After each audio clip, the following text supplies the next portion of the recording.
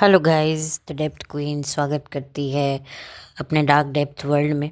और आज एक बार फिर से मैं हाजिर हुई हूँ आप लोगों के सामने एक और अंडररेटेड मूवी लेकर, जो आई थी 1986 में और इसे बनाया था बासु चटर्जी ने। और इस मूवी का नाम था किराएदार, जिसमें थे उत्पल दत्त, राज बब्बर, विद्या सिन्हा और पद्मिनी कोल्हापुरी और अन्य बेहतरीन कलाकार। ये फिल्म उस ज़माने की काफ़ी मुझे अंडररेटेड मूवी इसीलिए भी लगती है क्योंकि बहुत सारी 80s के दशक में फ़िल्में आईं जो बहुत पॉपुलर रहीं, जिनके बारे में आज भी लोग बात करते हैं, आज भी कुछ ना कुछ उनके बारे में चर्चा होती है। यहाँ तक कि राज बब्बर, उत्पल दत्त या विद्या सिन्हा या फिर पद्मिनी, इनके करियर की बात होती है तो बहुत सारी फिल्मों के नाम लिए जाते हैं, लेकिन इस फिल्म के बारे में बात नहीं होती है। अब आप कहेंगे कि ऐसा इस फिल्म में क्या है। इस फिल्म में कहानी है मकान मालिक और किराएदार के बीच की, जो उठक-पटक चलती है कि बरसों से रह रहे किराएदार एक दिन जब उन्हें नोटिस मिलता है मकान मालिक द्वारा कि आपको अब हमारा घर खाली करना पड़ेगा, तो उसके बाद जो किराएदार होते हैं, जो बरसों से रह रहे होते हैं, समय पर किराया भर रहे होते हैं, वो ये चाहते हैं कि भाई अब हम बसा बसाया अपना ठिकाना ले जाकर कहाँ बसाएं। तो फिर बहुत सारे लोग कूद पड़ते हैं उनको अपना मतदान देने के लिए कि भाई तुम तो इतने सालों से रह रहे हो, तुमने उनकी प्रॉपर्टी को अच्छा खासा मेंटेन किया है, तुम ऐसे खाली कैसे कर सकते हो, तुम उनसे कंपनसेशन मांगो, इतने शॉर्ट नोटिस पर कैसे तुम सब अरेंज करोगे, क्या नया घर मिलना आसान होता है? क्योंकि कहीं ना कहीं इतने सालों से आप किसी जगह पर रह रहे होते हो तो आप एक कंफर्ट जोन में आ जाते हो, बहुत सारी सुख सुविधाएं आपको मिलती हैं, क्योंकि जब आप किसी घर में रहते हो तो उसके अकॉर्डिंगली ही आपके शेड्यूल सेट होते हैं। कुछ ऐसे भी प्रॉपर्टीज़ होती हैं जो एक ऐसी जगहों पर होती हैं जहाँ पर मार्केट, स्कूल, ऑफिस बड़े करीब होते हैं आपके, तो आपको बड़ा आसानी हो जाती है। और ऐसे में आपको वो जगह खाली करनी पड़ जाए तो फिर आपको हाथ पैर तो पड़ ही जाते हैं, और ये बहुत ही नॉर्मल बात है। तो ऐसे में फिर जो मकान मालिक के साथ किराएदार की जो झगड़े शुरू होते हैं कि ये झगड़े कोर्ट कचहरी तक पहुंच जाते हैं। तो बासु चटर्जी ने इसी कहानी पर आधारित ये फिल्म बनाई जिसका नाम था किराएदार, जिसमें विद्या सिन्हा और पद्मिनी कोल्हापुरी माँ बेटियाँ होती हैं और वो एक फ्लैट में, मुंबई के एक फ्लैट में रह रही होती हैं, अगर मैं गलत नहीं हूँ तो काफ़ी समय से रह रही होती हैं। तभी जो है मकान मालिक उत्पल दत्त उन्हें नोटिस भिजवाते हैं और फिर वहीं से सारा खेल शुरू होता है। और जो राज बब्बर होते हैं वो होते हैं उत्पल दत्त के बेटे, और उत्पल दत्त उन्हें बहाने से मुंबई भेज देते हैं। और फिर कैसे जो है राज बब्बर की मुलाकात पद्मिनी से होती है और ये मुलाकातें, चंद मुलाकातें प्यार में तब्दील हो जाती हैं। और फिर उसके बाद जब पिताजी वहाँ उस शहर में आते हैं, क्योंकि वो दूसरे शहर में उत्पल दत्त और राज बब्बर रह रहे होते हैं, तो उनकी एक प्रॉपर्टी होती है मुंबई में। हालांकि उस ज़माने में तो बम्बई बोला जाता था, फिर तो कुछ साल बाद जो है वो बम्बई से मुंबई हो गया। तो मुंबई में जो है वो जाते हैं और फिर तब तक राज बब्बर और पद्मिनी के बीच की जो नज़दीकियाँ होती हैं वो काफ़ी बढ़ चुकी होती हैं। और फिर जब पद्मिनी को पता चलता है कि भाई ये पिता तो अब हमें इस घर से निकाल रहा है, तो फिर पद्मिनी और राज बब्बर के रिश्ते पर इसका क्या असर पड़ता है। वहीं विद्या सिन्हा और उत्पल दत्त के बीच का भी एक एंगल बनता है। अब वो एंगल क्या होता है, वो बनता है, नहीं बनता है या बिगड़ता है, ये अगर आप जानना चाहते हैं तो आपको पूरे तरीके से इस फिल्म को देखना होगा, जो कि आपको यूट्यूब पर बहुत ही ईजीली अवेलेबल ये अंडररेटेड मूवी है। मैं ज़्यादा कहानी को नहीं बढ़ाऊंगी, मतलब एक तरीके से कहानी का क्लाइमैक्स में नहीं खोलूंगी और ना ही मैं पूरे विस्तार से कहानी को बताऊंगी, क्योंकि क्या होता है ना, फिर आप लोगों का भी मज़ा किरकिरा हो जाएगा। लेकिन कहानी को कॉमेडी में बनाया गया है, रोमांटिक कॉमेडी भी है और एक सिचुएशनल कॉमेडी मूवी है, जिसमें कैसे उत्पल दत्त साहब एड़ी चोटी का जोर लगा रहे हैं पद्मिनी को और विद्या सिन्हा को घर से निकालने के लिए। फिर अचानक से उत्पल दत्त का हृदय परिवर्तन क्यों होने लगता है? क्या उसकी वजह राज बब्बर और पद्मिनी का रिश्ता होता है या फिर कोई और वजह होती है?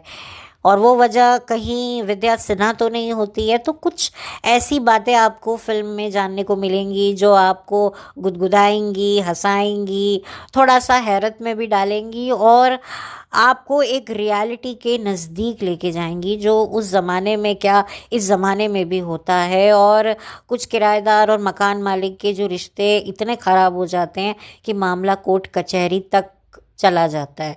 और एक बार अगर आप कोर्ट कचहरी के मामलों में फंस गए तो आपका सब कुछ बिक जाता है, यहाँ तक कि आपकी लंगोट तक बिक जाती है। ऐसा भी बड़े बुजुर्ग कहते हैं कि डॉक्टर और वकील इन दोनों के पल्ले तो कभी पड़ना ही नहीं चाहिए। खैर, डॉक्टर के पल्ले पड़ना ना पड़ना वो तो देखो हमारे हाथ पे नहीं होता, लेकिन हाँ, कोर्ट कचहरी के मामले जो होते हैं वो हम थोड़ा सा टाल सकते हैं, या आउट सेटलमेंट क्या बोलते हैं, उसमें भी हम जो है सिचुएशन को अपने कंट्रोल में कर सकते हैं। नहीं तो तारीख पे तारीख डलती चली जाएगी और ये मुसीबत जो है वो कभी कम नहीं होगी। मतलब लोग जवानी से कोर्ट कचहरी में जाना शुरू होते हैं और बुढ़ापे तक उनके जो केस हैं वो चलते रहते हैं, और फिर इंसान चला जाता है, और जब एक बार इंसान चला गया तो केस अपने आप ख़त्म हो गया। तो इसीलिए कोर्ट कचहरी के मामलों से दूर ही रहना चाहिए। अब ये मामला राज बब्बर और जो उत्पल दत्त की जो प्रॉपर्टी का है पद्मिनी और विद्या सिन्हा के साथ, ये ख़त्म होगा या चलता रहेगा, ये सब आप जानना चाहते हैं तो आपको ये फ़िल्म देखनी होगी। और यूट्यूब पर ये अवेलेबल है, और 1986 में ये मूवी आई थी। और उस ज़माने में, उस दौर में जो है काफ़ी डिफरेंट सिनेमा आया करता था, चाहे वो डिस्को हो, रोमांटिक हो, एक्शन हो, या फिर कुछ ऐसी डिफरेंट टॉपिक्स पर, बोल्ड टॉपिक्स पर फिल्में भी उस दौर में आई हैं। यानी कि जो 80s का जो साल है वो काफ़ी 80s का जो दशक है वो काफ़ी एक्सपेरिमेंटल दौर था, जिसमें कुछ कॉमेडी मूवीज़ भी आई हैं जो बड़े डिफरेंट तरीके से बनाई गई हैं। तो इस मूवी का चर्चा थोड़ा कम हुआ करता है, इसी वजह से मैंने इस मूवी को लेना ज़रूरी समझा। और राज बब्बर को आप इस फिल्म में काफ़ी नए अंदाज में देखेंगे। आप लोगों ने राज बब्बर को हर तरह के किरदारों में देखा होगा, चाहे वो विलन हो, हीरो हो, कैरेक्टर आर्टिस्ट हो, सपोर्टिंग आर्टिस्ट हो, लेकिन यहाँ पर राज बब्बर की कॉमिक टाइमिंग भी आपको देखने को मिलेगी।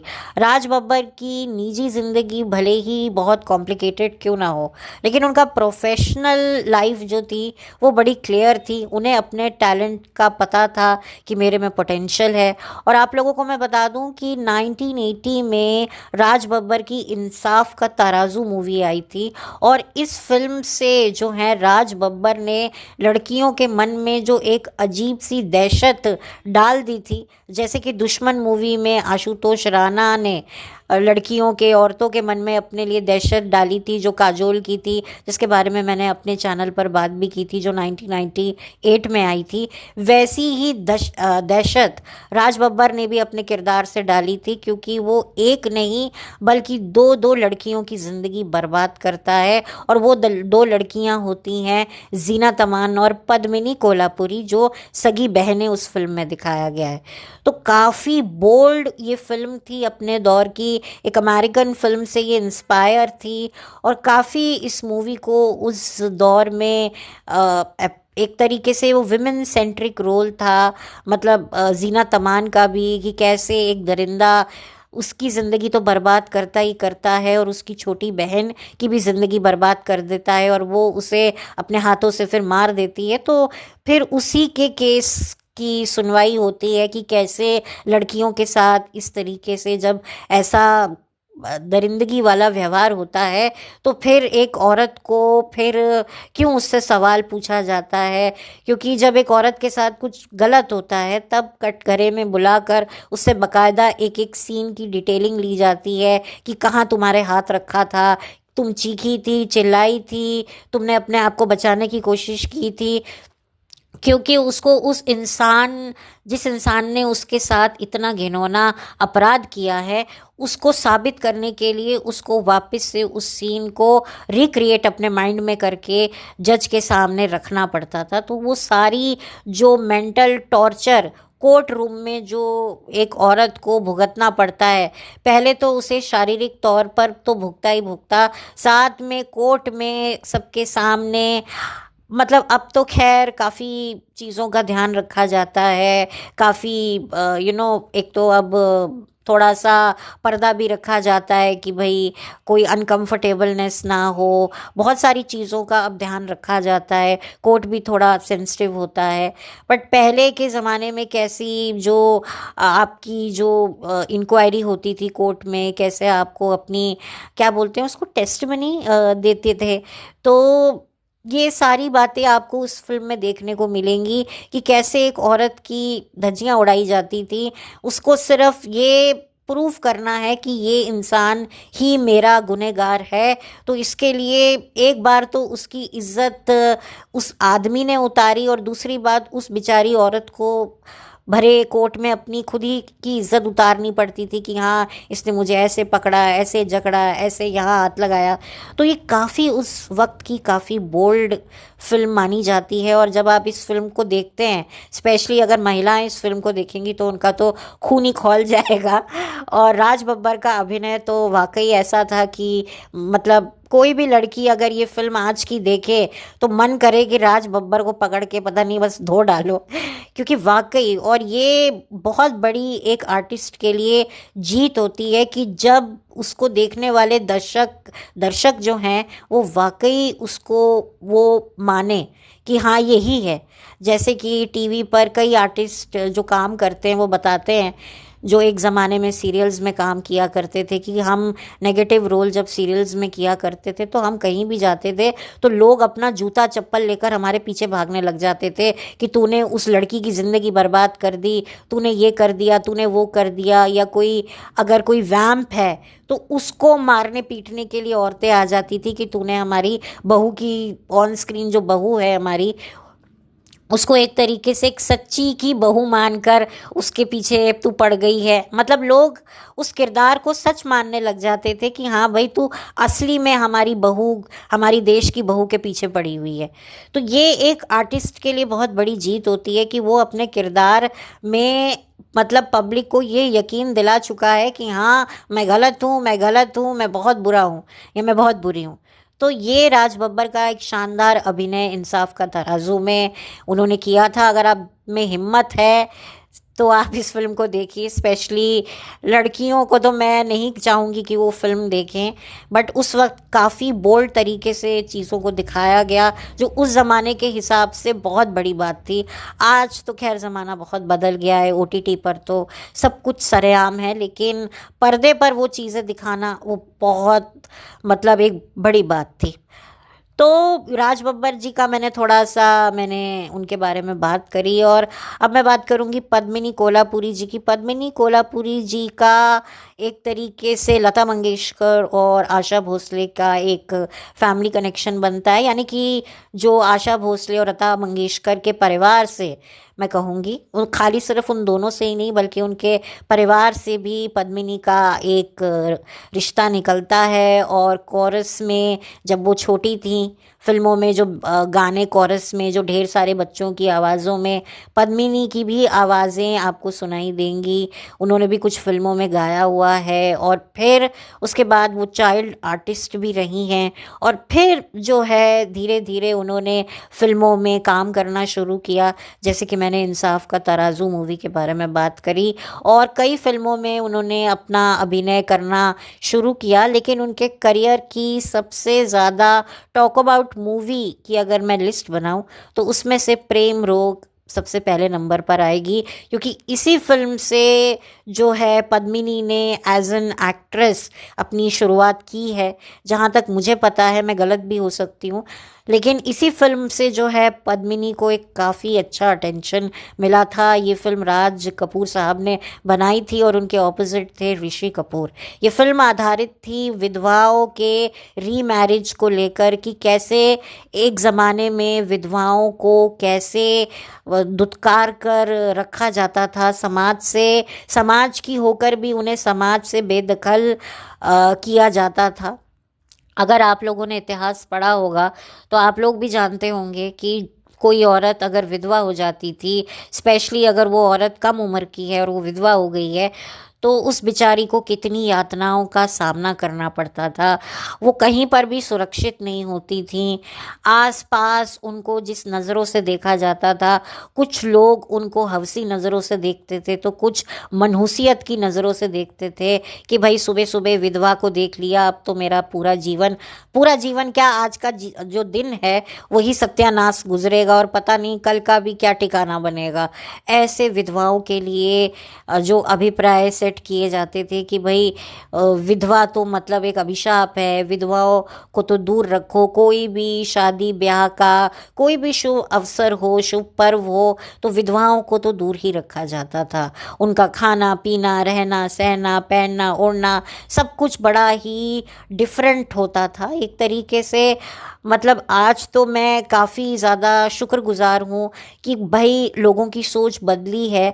अब देखिए, सोच अगर कोई अच्छी है तो उसको अप्रिशिएट करना तो बनता है। विधवाएं औरतें भी इंसान होती हैं, उनको भी कोई जानवर की तरह हमें ट्रीट करने का कोई अधिकार नहीं है। तो यही इस फिल्म में दिखाने की कोशिश की गई थी कि कैसे पद्मिनी कम उम्र में ही विधवा हो जाती है और उसका एक one sided lover Rishi Kapoor, जो उसको बचपन से प्यार करता है लेकिन अपने दिल की बात कह नहीं पाता है, फिर पद्मिनी की कहीं और शादी हो जाती है और वो लड़का बहुत जल्दी इस दुनिया से चला जाता है और बेचारी पद्मिनी विधवा हो जाती है। और कैसे उसको ट्रीट किया जाता है, उसके अपने भी उससे मुंह मोड़ लेते हैं, उसको मतलब एक तरीके से एक अभिशाप मान लेते हैं।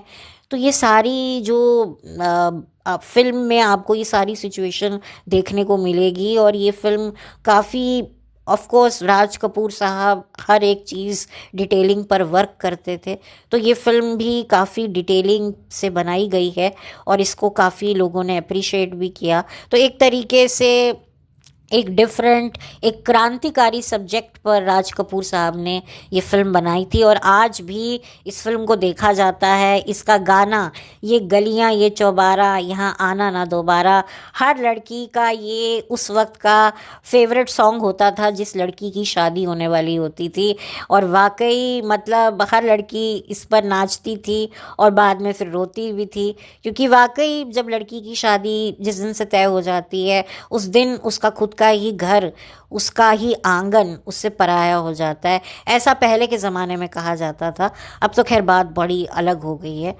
तो ये पद्मिनी की बात है। और पद्मिनी जो हैं, फिर उन्होंने इंडस्ट्री में काफ़ी काम किया और इस फिल्म में जो है पद्मिनी किराएदार मूवी में राज बब्बर की हीरोइन बनी है, जबकि इंसाफ का तराजू मूवी में पद्मिनी काफ़ी छोटी रह गई हैं, क्योंकि वो 1980 में फिल्म आई थी और टीनेजर लड़की का उन्होंने उस फिल्म में रोल किया था। जीनत अमान की छोटी बहन बनी थी और यहाँ पर राज बब्बर की वो लीडिंग लेडी बनी हैं, यानी कि उन्हीं के ऑपोजिट बनी है।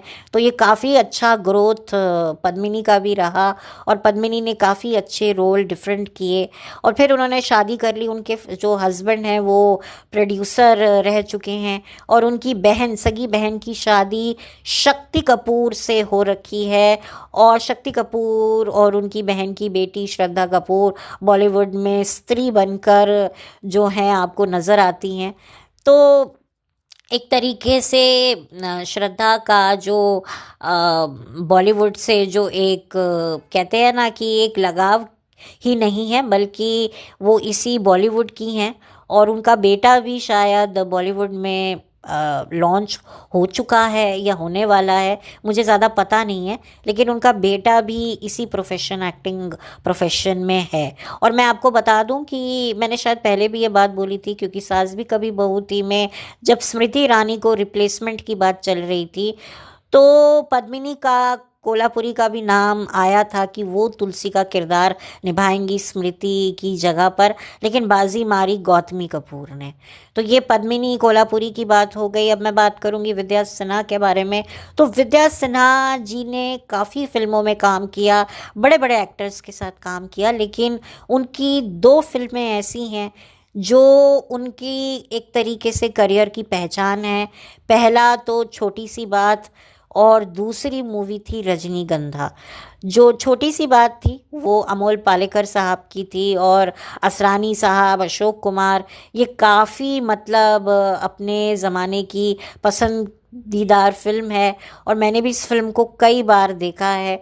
और रजनीगंधा, रजनीगंधा के गाने भी काफ़ी फेमस हुए थे। तो इसमें भी विद्या सिन्हा हैं, और विद्या सिन्हा ने अपने करियर में कई बड़े एक्टर्स के साथ भले ही काम किया हो, लेकिन करियर में उनका करियर ठीक ठाक ही रहा। और उन्होंने फिर आगे जाकर टेलीविज़न पर भी काम किया, जिसमें से एक सीरियल मुझे याद आता है काव्यांजलि, जो सन 2004 या 5 के आसपास आया करता था। और फिर उसके बाद विद्या सिन्हा ने टेलीविज़न पर ही काम करना जारी रखा, और 2019 में उनकी डेथ हो गई। तो एक तरीके से उनका निजी जीवन भी काफ़ी उतार चढ़ाव भरा रहा, लेकिन विद्या सिन्हा का जो एक अंदाज़ है, जो उनकी खूबसूरती है, वो आज भी हम लोग याद करते हैं जब हम छोटी सी बात या रजनीगंधा मूवी देखते हैं।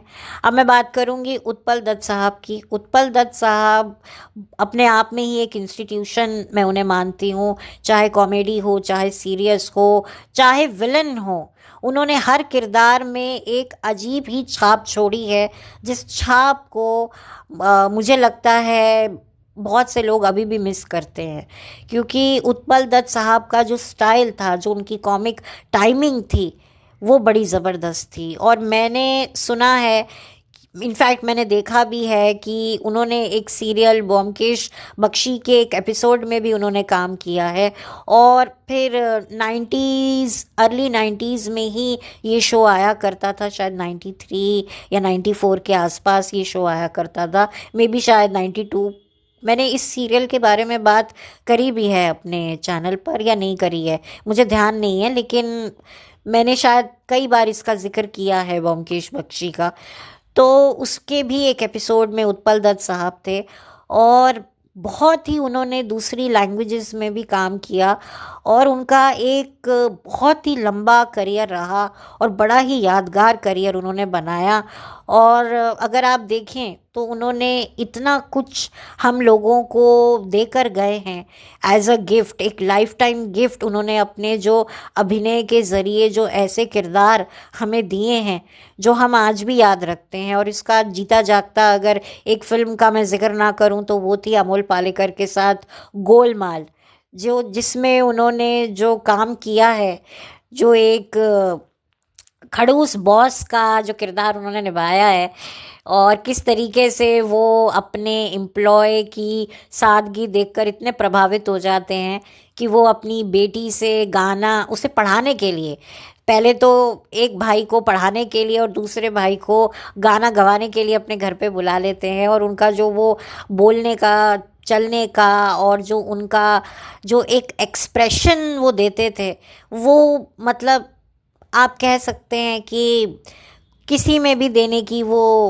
काबिलियत नहीं मुझे दिखी। उसके बाद एक तरीके से उनके जाने के बाद एक अजीब सी, आप कह सकते हैं एक अजीब सा खालीपन मुझे लगता है आज भी इंडस्ट्री महसूस करती है। क्योंकि आज की तारीख में ऐसे आर्टिस्ट तो कभी सोचने पर भी आपको दिख नहीं सकते। और वो एक दौर था जब इतने अच्छे अच्छे आर्टिस्ट हुआ करते थे, और अपने अभिनय से, अपनी सादगी से, अपनी सिंप्लिसिटी से, अपने काबिल तारीफ परफॉर्मेंस से वो मतलब क्या से क्या कर जाते थे। मतलब मेरे पास शायद मुझे ठीक से अल्फाज भी नहीं मिल रहे, मैं एक्सप्रेस भी नहीं कर पा रही, क्योंकि मैंने उत्पल दत्त जी का काम काफ़ी देखा है। तो मैं इसी वजह से कह रही हूँ। और इस फिल्म में भी उनका ज़बरदस्त अभिनय है, और जिस तरीके से उन्होंने इस फिल्म को एक तरीके से आधी फिल्म को अपने कंधे पर उन्होंने उठाया हुआ है, क्योंकि सीनियर आर्टिस्ट का यही काम होता था। बाकी काम हीरो हीरोइन या दूसरे आर्टिस्ट करते थे, लेकिन एक ऐसा आर्टिस्ट होता था जिसके कंधों पर फिल्म होती थी।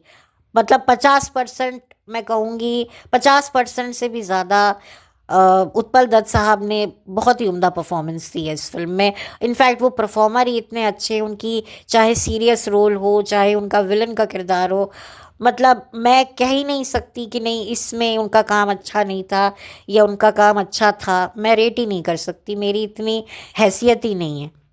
और इस फिल्म में का जो म्यूज़िक था वो बप्पी लहरी साहब ने दिया था। जो गाने इतने ज़्यादा पॉपुलर नहीं हुए, बट ये फिल्म अच्छी है, आप इसे देखिए और बताइए कि आपको ये फिल्म कैसी लगी।